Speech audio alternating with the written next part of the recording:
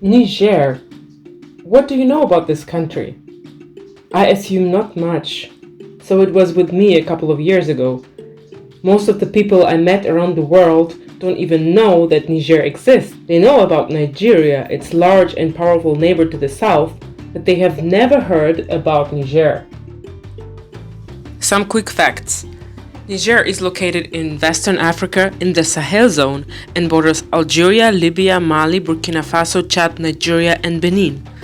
It covers a vast area, being the largest country in Western Africa. Over 80% of its land is Sahara Desert.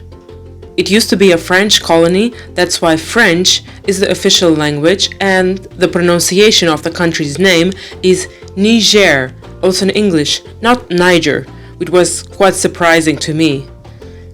It is ethnically diverse, having more than 10 ethnical groups, which all have their local languages too, the largest group being Hausa with 53%. The country is predominantly Muslim. It is very different though to many other Muslim countries you might have visited. For example, women don't wear hijab and often don't cover their face and neck. Sadly, Niger has many negative world records. It is among the poorest countries in the world and ranked last out of 189 countries evaluated in the 2019 Human Development Index. It has the lowest literacy rate in the world, with only 19% of adults able to read and write. For females, it is only 11%, which I think is alarming. Niger has the highest birth rate in the world. An average woman in Niger has 7 children, which itself is a beautiful thing. What is the issue though with being the fastest growing nation in the world? Niger's population can triple by 2050 from 22 to 66 million people. Already today, half of the entire population is under 15 years old. Generally, a larger population means that there will be more minds and hands available to join the workforce, leading to economic growth and better quality of life. Sadly, with a massive lack of infrastructure, poverty, and environmental issues such as desertification, children in Niger struggle to get education, healthcare, and jobs. Thus, overpopulation is an issue Nigerian society has to deal with. At this point, you might think, why would you travel there? Isn't it a horrible place to be? I have to say, I experienced it exactly the opposite way. It has been one of the most remarkable and memorable travels of my life, and definitely very different to all other places I've visited.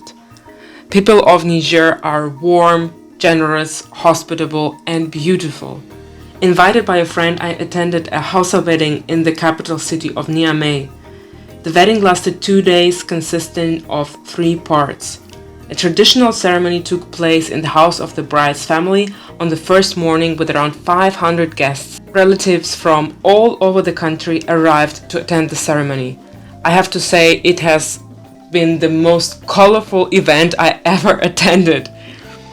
Beautiful ladies with stunning dresses, often designed especially for the occasion. Interesting is that before the event, the couple pre-selects a number of fabrics which guests can make dresses of, so that at the ceremony there are many matching clothes for both men and women. I also had a chance to choose the fabric and design of the dress up front.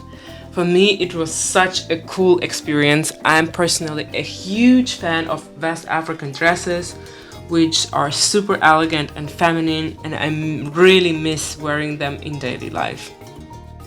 Let's have a look at the food now. During the first ceremony, we got meat with baguette. We ate it with our hands directly from the plate, and it was delicious. Generally, I can say that many things in Nigerian cuisine are taking over from the French.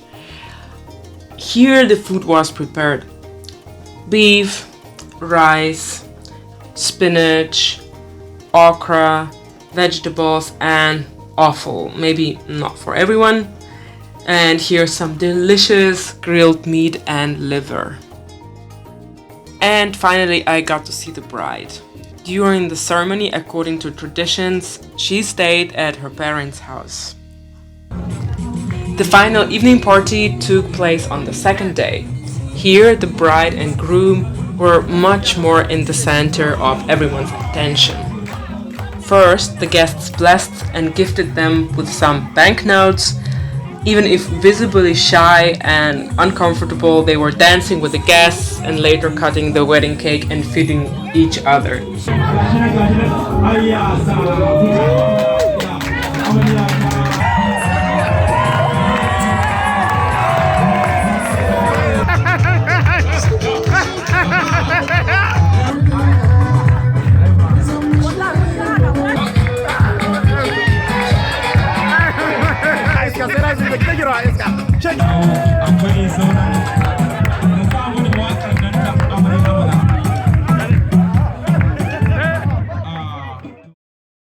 The capital city of Niamey lies on the river Niger, after which the country is named.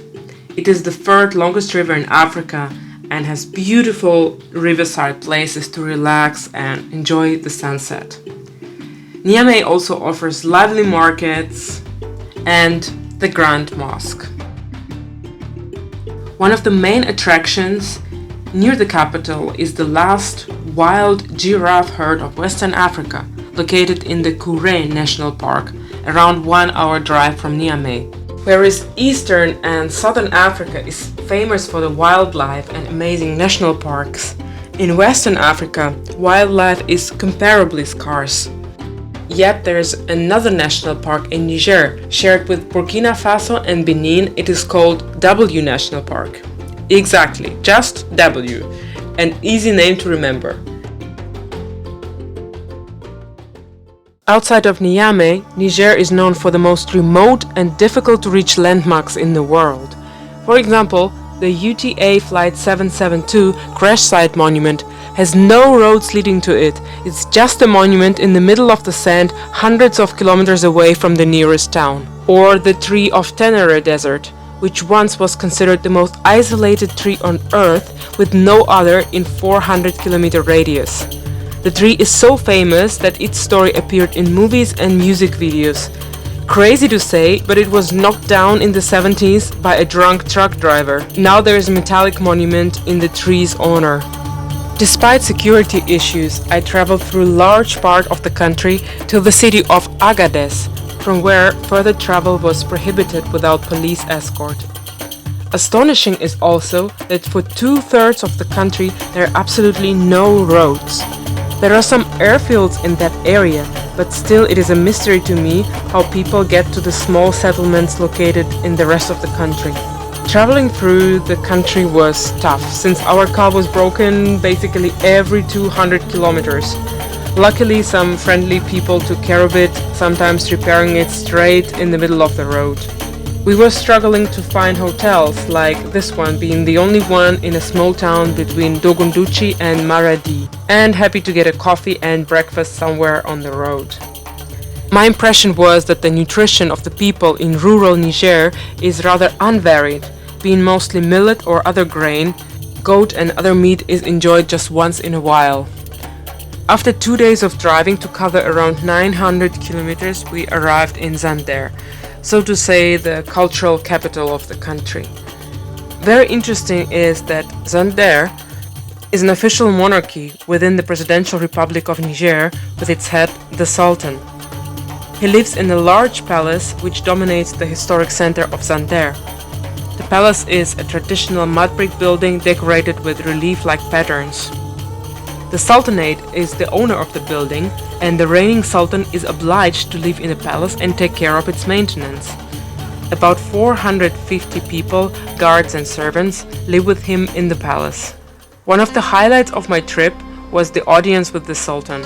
I was incredibly honored to meet him, and it was so interesting to see him at work, his palace and famous cars. On our further journey to Agadez, in the middle of the desert, our car broke down again. This time we had to leave it at the spot. Some people helped us and brought me to the next village, where I stayed in this house with some goats. We left the car for reparation in the village and continued our journey to Agadez by bus. During the ride, we had several stops at police checkpoints. Exactly here, in the middle of the desert, my passport was taken away by police without any proper explanation. The situation was extreme, so we stepped down the bus and waited. After a while, we were brought to the main police department of Agadez because as a foreigner I had to be registered there. There were several kidnappings taking place in this region, so police strictly advised us not to travel outside the city without police escort. So my exciting plans to visit the UNESCO World Heritage Site and the largest natural reserve in Africa, the Air and Tenere Reserve, with dinosaur graveyards, Neolithic rock art and stunning oasis towns, all vanished. Even in the city we had to be cautious and visit the monuments during the day, staying home as much as possible.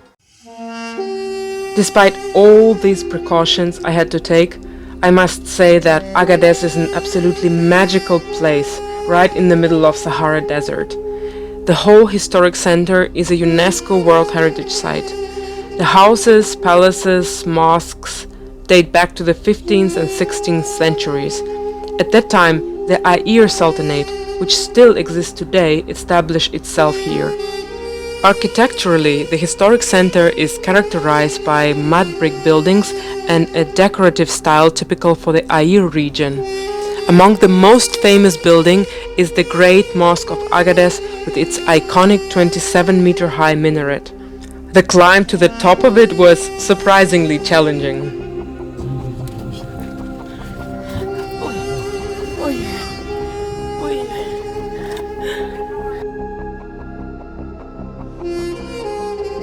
The largest palace is the Sultan's Palace of Agadez, and I was again extremely lucky to get a private audience with the Sultan.